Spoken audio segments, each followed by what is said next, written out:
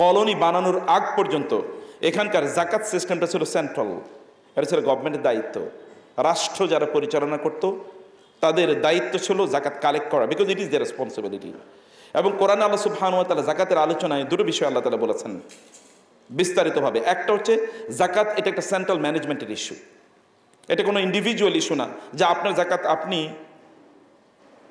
আপনার মতো করে আপনি ক্যালকুলেট করবেন এবং আপনার মতো করে আপনি পে করবেন না।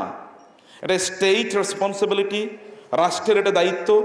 রাষ্ট্র লোক নিয়োগ করবে, যেমনিভাবে রাসূলুল্লাহ সাল্লাল্লাহু আলাইহি ওয়াসাল্লাম প্রত্যেকটা জনপদের জন্য, এলাকার জন্য, গ্রামের জন্য, এবং পরবর্তীতে সাহাবায়ে কেরাম রাদিয়াল্লাহু তাআলা আনহুম তারও গ্রামের জন্য তারা যেমনিভাবে তারা আমেল নিযুক্ত করেছিলেন, আমেলরা তারা জাকাত কালেক্ট করতো এবং তারা সেন্ট্রালি এসে পাবলিক ট্রেজার অথবা যদি তারা বাইতুল মাল বলি সেখানে তারা এগুলোকে ডিপোজিট করতো, এরপর এগুলোকে প্রদান করা হতো।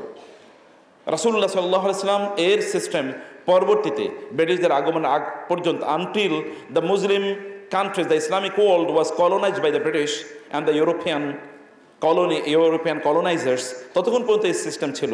তারা এসে আমাদের ফাইন্যান্সিয়াল সিস্টেমটাকে তারা ধ্বংস করে দেয়।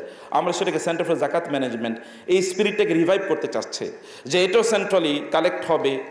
এখন সেন্টার ফর জাকাত ম্যানেজমেন্ট কালেক্ট না করলে মোবিলাইজ করছে। আবার 2 নম্বর হচ্ছে এটাকে ডিস্ট্রিবিউশনের, আল্লাহ তাআলা যে পন্থা বলে দিয়েছেন সে পন্থা এটা ডিস্ট্রিবিউশন হবে।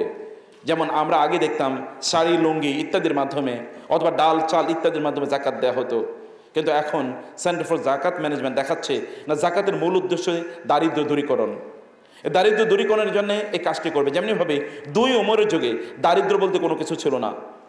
2 ওমরের যুগে ইয়েমেন থেকে প্রচুর পরিমাণ জাকাতের টাকা যখন মদিনায় আসলো, ওমর রাদিয়াল্লাহু তাআলা ক্ষিপ্ত হয়ে গেলেন মুআয ইবনে জাবালের উপর, এগুলো কেন এখানে?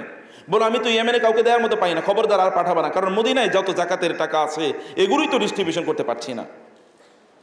এবং এরপরে দেখা গেল যে ইয়েমেন থেকে তিনি জাকাতের প্রচুর পরিমাণ অর্থ নিয়ে আসলেন এবং বললেন ইয়া আমিরাল মুমিনিন, ইয়েমেনে তো জাকাত নেওয়ার কেউ নাই, তো আমি করব কি? এবং আবার ওমর ইবনে আব্দুল আজিজের সময় একই ঘটনা ঘটেছে, জাকাত নেয়ার মতো কোনো লোক ছিল না, কারণ জাকাতকে এত প্রপারলি সমাজে ইমপ্লিমেন্ট করা হয়েছে। আমরাও বিশ্বাস করি বাংলাদেশের প্রেক্ষাপটেও আমরা এর আগের সেশনে আমরা জেনেছিলাম বাংলাদেশের প্রেক্ষাপটে প্রায় 80,000 কোটি টাকা ইয়ারলি জাকাত কালেক্ট হতে পারে। 80,000 কোটি, যদি 80,000 কোটি টাকা কেবল জাকাত কালেক্ট হয়ে, তাইলে এইরকম 3, 4, 5 বছর পর বাংলাদেশেও দারিদ্র আসলেই খুঁজে পাওয়া যাবে না। মানে দরিদ্র বলতে যেটাকে আমরা বলছি এরকম লোকদের থাকবে না। সেই জন্যে সেন্টার ফর জাকাত ম্যানেজমেন্ট এই কাজটি করতে চায়। আপনাদেরও মধ্যে এই আলোচনাটা ছড়িয়ে পড়ুক, আপনারা বিভিন্ন জায়গায় বলুন, মানুষকে বলুন তারা যেন তাদের সম্পদের জাকাত তারা দেয় এবং সেন্ট্রালি যেন তারা জাকাত দেয়, একটা ম্যানেজমেন্টের মধ্য থেকে তারা যেন জাকাত দেয়। জাকাত সম্পর্কে তারা জানুক, কারণ ইসলামের 3rd পিলার অফ ইসলাম।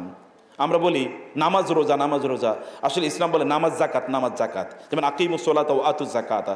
অতএব নামাজ রোজা, নামাজ রোজা এটা একটা রং টার্মিনোলজি। মূল টার্মিনোলজি ইসলামিক টার্মিনোলজি হলো বা কোরআনিক টার্মিনোলজি হলো নামাজ জাকাত, নামাজ জাকাত। এতটাই গুরুত্বপূর্ণ এটি। কেউ নামাজ পড়লেও জাকাত না দিলে তার বিরুদ্ধে যুদ্ধ ঘোষণা করা যায়, যেমনিভাবে আবু বকর রাদিয়াল্লাহু তাআলা আনহু যুদ্ধ ঘোষণা করেছিলেন। তার সম্পদ ক্রোক করা যায় এবং ওই সম্পদ থেকে জাকাতের অংশটা নিয়ে বাকি অংশটা তাকে ফেরত দেওয়া যায়। এটা একটি ইসলামিক স্টেট অথবা কোনো গভর্নমেন্ট যদি চায়, মুসলিম গভর্নমেন্ট, তাহলে তারা এটা করতে পারে। They have been given this authority by Allah সুবহানাহু ওয়া তাআলা।